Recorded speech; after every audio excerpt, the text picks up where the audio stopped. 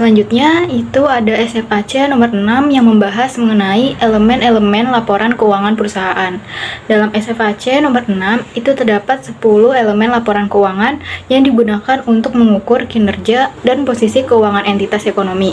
Ke-10 elemen tersebut yaitu terdiri dari aset, liabilitas, ekuitas, investasi oleh pemilik, distribusi kepada pemilik, kemudian ada laba komprehensif, pendapatan, beban, keuntungan, serta kerugian. Selanjutnya itu ada SFAC nomor 7 yang membahas mengenai penggunaan informasi arus kas dan nilai sekarang dalam pengukuran akuntansi. Isi SFAC nomor 7 itu membahas beberapa hal, yaitu yang pertama memberikan kerangka untuk menggunakan arus kas masa depan sebagai dasar pengukuran akuntansi pada saat pengakuan aset awal atau pengukuran awal yang baru dan metode bunga untuk amortisasi. Terus yang kedua, itu memberikan prinsip-prinsip umum yang mengatur penggunaan nilai sekarang terutama ketika jumlah arus kas masa depan, waktu terjadinya atau keduanya itu tidak pasti. Terus yang ketiga, itu pemahaman yang umum terkait tujuan nilai sekarang pada pengukuran akuntansi. Menurut FASB, tujuan pengukuran nilai sekarang itu adalah untuk mengetahui perbedaan atau selisih ekonomis di antara serangkaian arus kas masa depan untuk mengestimasi nilai wajar. Nilai sekarang itu adalah pengukur nilai sekarang dari aliran kas masuk atau keluar di masa yang akan datang.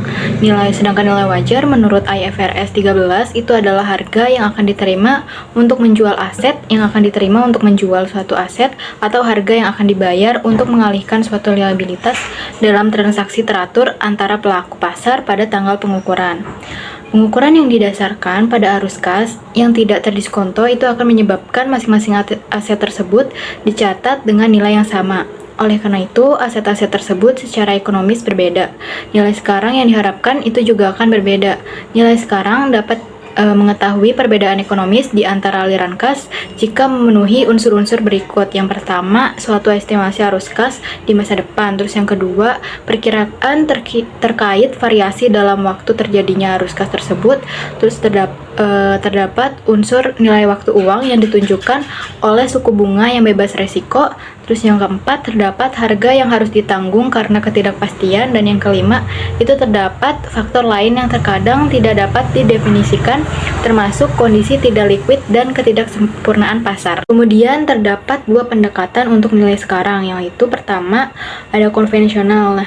Pendekatan konvensional ini digunakan apabila arus kas tunggal dan suku bunga tunggal seperti obligasi dengan suku bunga sebesar 12% yang jatuh temponya dalam 10 tahun. Kemudian pendekatan ekspektasi arus kas. Pendekatan ini digunakan apabila terdapat berbagai kemungkinan arus kas dengan beragam kemungkinan terjadinya.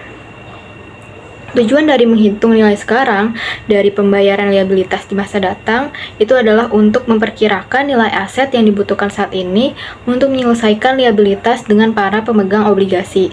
Untuk memperkirakan nilai wajar atas utang wesel ataupun utang obligasi, penting untuk mengestimasi harga yang akan dibayar oleh entitas lain yang ingin berinvestasi.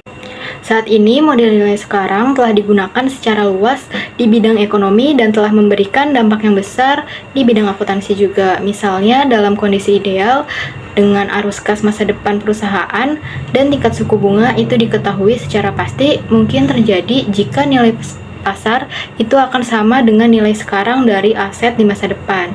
Sehingga sangat mungkin juga untuk menyiapkan laporan keuangan yang benar-benar relevan dan dapat diandalkan. Selanjutnya itu materinya mengenai perkembangan terbaru. Pada tahun 2010, FASB itu tidak dapat meluangkan waktu yang diperlukan untuk menangani permasalahan-permasalahan CFP yang masih ada secara baik. Kemudian pada bulan Mei 2010 juga, IASB itu mengumumkan bahwa mereka akan meneruskan pembahasan mengenai CFP sebagai proyek yang dijalankan oleh IASB dan bukan lagi proyek gabungan dengan FASB. Oleh karena itu, IASB menerbitkan draft exposure pada tanggal 28 Mei 2015 mengenai kerangka konseptual yang sudah direvisi. Selanjutnya pada tahun 2014, FASB juga memutuskan untuk mengaktifkan kembali CFP dan menerbitkan draft exposure yang mempertimbangkan hal-hal konseptual yang berkaitan dengan pengungkapan yang dimuat di dalam catatan kaki atas laporan keuangan. Pada tahun 2015, FASB mengusulkan perubahan terhadap persyaratan pengungkapan pengukuran nilai wajar dalam upaya untuk meningkatkan efektivitasnya. Aspek penting dari usulan ini itu adalah penambahan tujuan untuk persyaratan pengungkapan pengukuran nilai wajar yang memperjelas bahwa pengungkapan itu hanya diwajibkan jika dianggap material.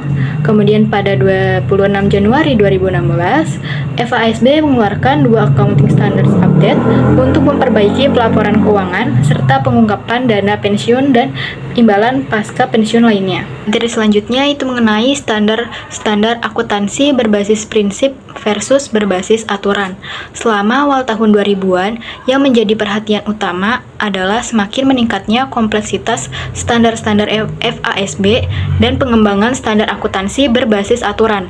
Kasus yang terjadi pada Enron dan kerugian pasar tahun 2007-2008 itu menunjukkan bahwa standar berbasis aturan atau hukuman tidak selalu efektif.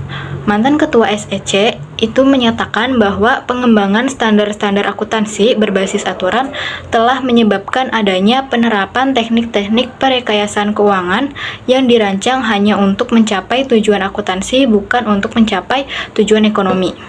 Kemudian pada tahun 2002, SEC menguji kelayakan sistem akuntansi berbasis prinsip. Kemudian pada tahun 2003, hasil dari kajian SEC itu mencatat bahwa ketidaksempurnaan bisa terjadi ketika menggunakan standar berbasis prinsip maupun aturan, artinya keduanya memiliki kekurangan. Standar yang berbasis prinsip itu hanya memberikan sedikit pedoman atau struktur kepada penyusun laporan keuangan dan auditor dalam membuat penilaian profesional. Sedangkan standar berbasis aturan seringkali memberikan sarana untuk mengelak dari tujuan standar. Hasil dari kajian ini merekomendasikan untuk mengembangkan standar-standar yang lebih konsisten berdasarkan basis yang berorientasi pada prinsip dan tujuan. FASB mengamati kajian berbasis tujuan yang diuraikan dalam kajian SEC. Kemudian, Dewan merumuskan untuk memperbaiki kerangka konseptual dan pedoman implementasi, mendefinisikan tujuan-tujuan dari standar-standarnya yang lebih jelas, mengurangi cakupan pengecualian, dan mempertahankan pendekatan aset liabilitas untuk penetapan standar. Materi selanjutnya itu mengenai konvergensi internasional. Pada rapat gabungan 18 September 2002, FASB dan IASB itu bersama-sama mengakui komitmennya terhadap pengembangan standar akuntansi yang sangat berkualitas dan kompatibel dengan melaksanakan proyek konvergensi. Proyek konvergensi internasional tersebut memiliki 3 aspek utama, yaitu yang pertama, proyek penyajian laporan keuangan. Pada tahun 2004, FASB dan IASB memutuskan untuk menggabungkan masing-masing proyeknya terkait pelaporan dan pengklasifikasian komponen-komponen pendapatan, beban, keuntungan, dan kerugian. Terus aspek utama yang kedua itu mengenai proyek kerangka konseptual. Pada bulan Oktober 2004, FASB dan IASB itu memutuskan untuk memulai proyek gabungan agar dapat mengembangkan kerangka konseptual yang umum dan lebih baik didasarkan pada kerangka yang sudah ada, yaitu kerangka penyusunan dan penyajian laporan keuangan atau Framework for the Preparation and Presentation of Financial Statements. Berikut ini beberapa tujuan dari proyek ini. Tujuan yang pertama itu untuk menciptakan fondasi yang baik bagi standar akuntansi di masa depan yang berbasis prinsip. Terus yang kedua, konsisten secara internal, dan tujuan yang ketiga, terkonvergensi secara internasional. Terus aspek utama yang ketiga itu adalah proyek konvergensi. Konvergensi standar akuntansi itu adalah membuat perusahaan-perusahaan di negara-negara berbeda itu menggunakan prosedur akuntansi yang sama dalam mengukur dan melaporkan posisi keuangan serta hasil operasinya. Tujuan dari proyek konvergensi ini pada intinya untuk menghilangkan perbedaan di antara IFRS dan GAAP-AS. Proyek ini muncul dari Norwalk Agreement dan kemudian pada Februari 2006, kedua dewan itu menegaskan kembali komitmennya terhadap proses proyek konvergensi melalui suatu MOU. MOU ini membahas dua hal. Yang pertama, itu rencana atau strategi untuk menghilangkan persyaratan rekonsiliasi bagi perusahaan-perusahaan non-Amerika yang menggunakan IFRS dan terdaftar di Amerika Serikat. Kemudian, hal yang kedua itu adalah upaya untuk menghilangkan perbedaan-perbedaan di antara standar-standar yang ada, bukan merupakan sumber daya yang terbaik, melainkan untuk mengembangkan standar umum yang baru. Sekian video dari kami, kurang lebihnya mohon maaf karena masih dalam proses pembelajaran. Wassalamualaikum warahmatullahi wabarakatuh.